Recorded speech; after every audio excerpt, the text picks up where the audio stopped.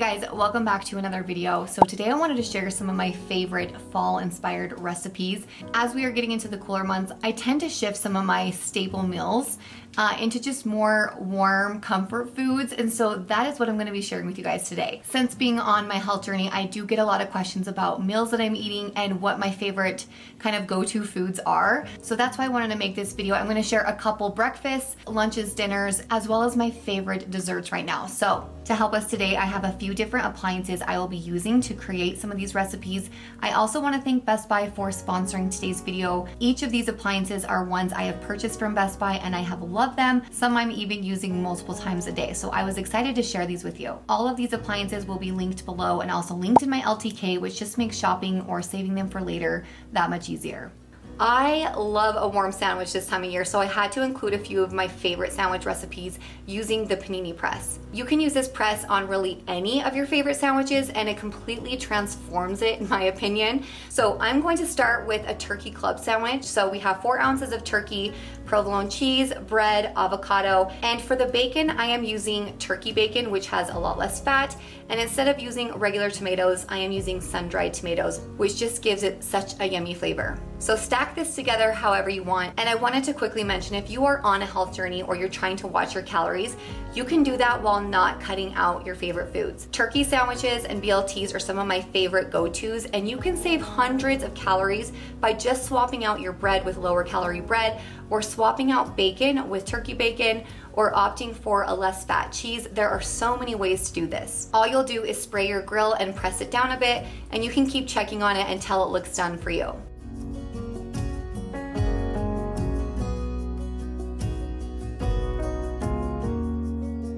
Next up is grilled cheese with tomato soup, and this is a family favorite during the fall months. Something I like to do is a light coat of light mayo on one side of the bread, and I'll heat it up on the opposite side where the cheese will be. This just helps it melt a little bit quicker. Then I'll add the cheese inside, place the bread on top, and cook.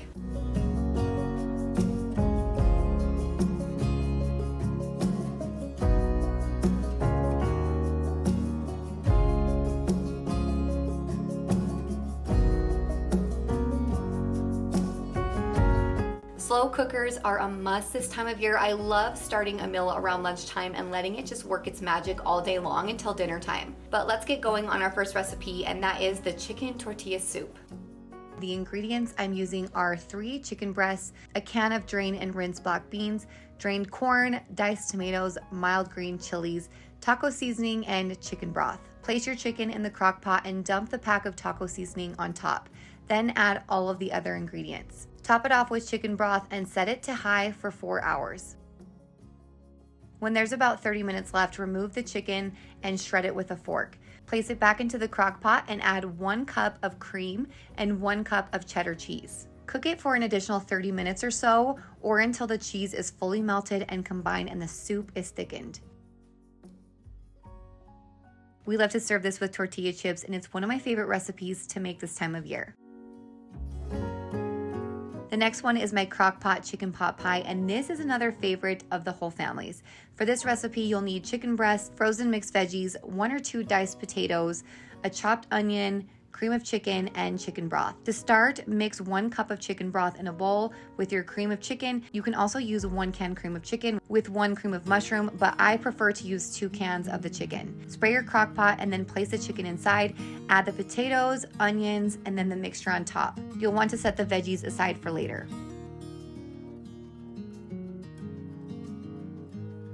And then you'll just place this on high for 4 hours. 1 hour before you're ready to eat, pour in your frozen veggies. I only had a 2-pound bag. I only needed 1 pound, so I accidentally spilled a little more than I needed. There's definitely a lot of veggies in here, but stir it around and let it keep going for another hour or so. Right before it's time to eat, I placed some Pillsbury biscuits into the oven. These are the buttery biscuits, but I cut them into 4s to make these little triangles. You'll want to keep an eye on them, but they take just about as long as it says on the instructions. Before serving, take the chicken out and shred, and then place it back into the pot, and now you are ready to serve. I like to place 4 little biscuits, which is really just 1, but I'll place them on top of each kid's bowl, and they love to get a biscuit in each bite, which tastes really similar to a chicken pot pie. This one is a must try. I know I've shared a quick overview of this appliance in another video, but it's still a daily used appliance, so I had to share it again. I love popping things in like baby corn dogs or some chicken or maybe some tater tots as the kids are getting out of school for just a quick snack before dinner, but it's also a favorite to use for big meals. I love that you can air fry food while steaming rice or veggies in the bottom or use it as a rapid cooker. For this first recipe, we are going to steam some potatoes and veggies while baking this roast. So I'm just seasoning it up a bit, and then I'm going to cut up my potatoes and celery.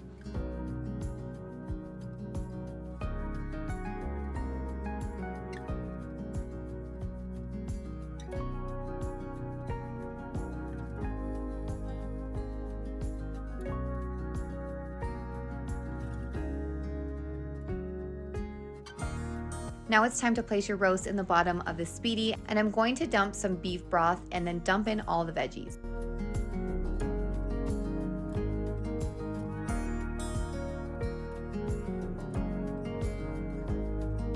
Make sure the dial is on rapid cooker and not air fry. And then for the setting, I'm going to set the temperature to 350 and select steam and bake. I'm setting the time to 30 minutes and I'll keep peeking on it in between that time. You can keep it in for up to an hour if necessary, but I don't like it to be too well done, so I have found around 30 minutes is my favorite.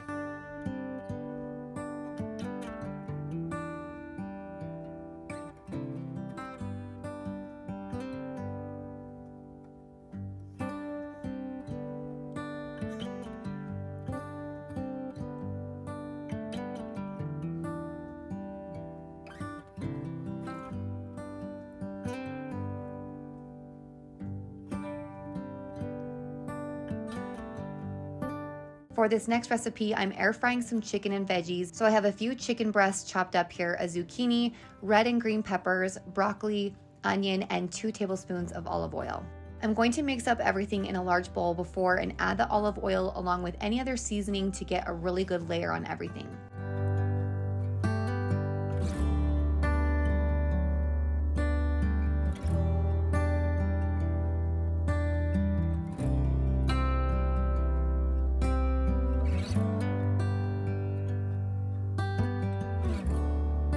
For the settings, you will select air fry. I usually cook this at 350 for about 12 to 15 minutes.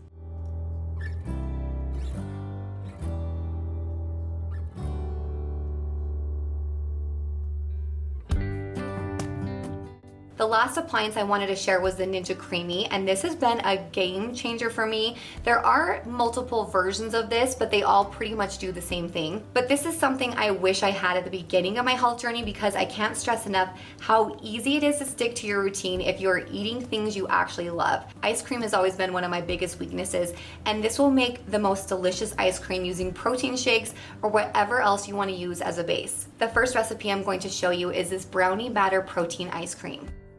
Somehow a few shots got deleted, but you'll need 1 cup of this Fairlife chocolate milk, 1 scoop of brownie batter protein powder, and 1 tablespoon of the sugar-free chocolate pudding. Give it a really good mix and then let it sit in the freezer overnight.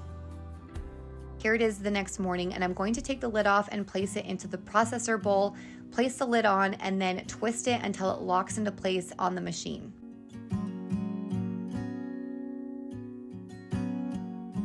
For this recipe, you will click on the light ice cream. The first time you use this machine, it's a little tricky. It's pretty loud, and I thought I was doing something wrong because nothing was happening, but it takes a while for the blade to come all the way through the ice cream. So you'll notice a flashing light that shows you how much time is left on the cycle. Once it's done, you can check it, and if you want it a little more creamy, which I always do, I will add just a dash of milk and then click respin.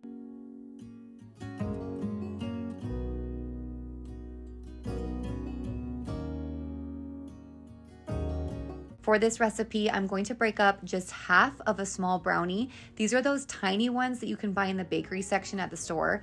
A little goes a long way. So I'm going to run it one more time. This one is really quick. You're going to place it back in and click mix in. This recipe, especially with the brownie chunks, is literally the best thing you'll ever have. You have to try this recipe. The next recipe is using the pumpkin pie protein, again from Clean Simple Eats. I do have a discount code I'll have for you in the description if you want to try these recipes. For this one, I mixed 1 cup of the Fairlife milk, 1 scoop protein, and 1 tablespoon of this sugar-free cheesecake pudding. Vanilla would also work. Let that freeze overnight and repeat the same steps.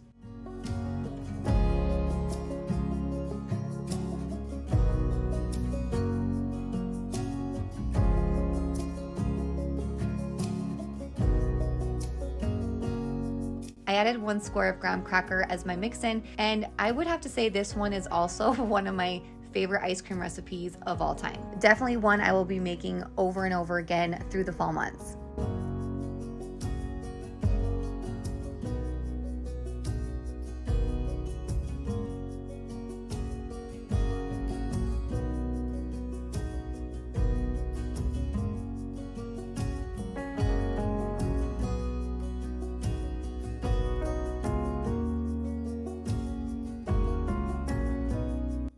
I wanted to end with a couple fall favorite breakfast ideas. This first recipe is pumpkin overnight oats. In a glass jar, add half a cup rolled oats, 1/4 cup Greek yogurt, 1/4 cup pumpkin,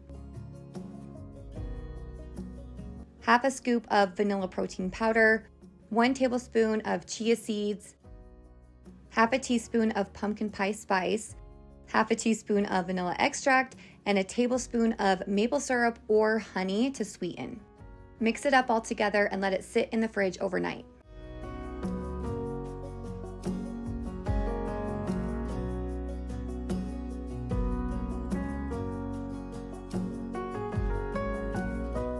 Take it out of the fridge the next morning and it's ready to go. You can eat it right out of the jar or add some toppings of your choice.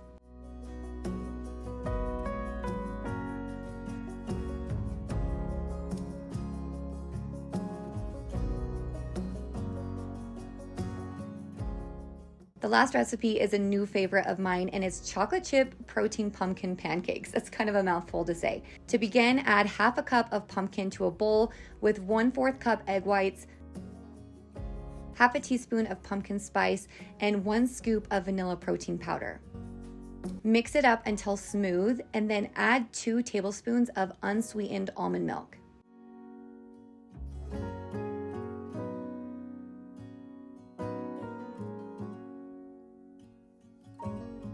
Grease your griddle and turn the temperature a little lower than you normally would for pancakes, and then scoop out a small amount at a time, spreading it so it goes on really flat. Then you can add a few chocolate chips on top, and this recipe should make 3 pancakes.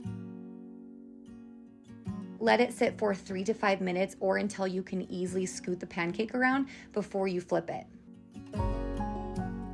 You can add syrup or any toppings, but they're delicious with nothing added on top.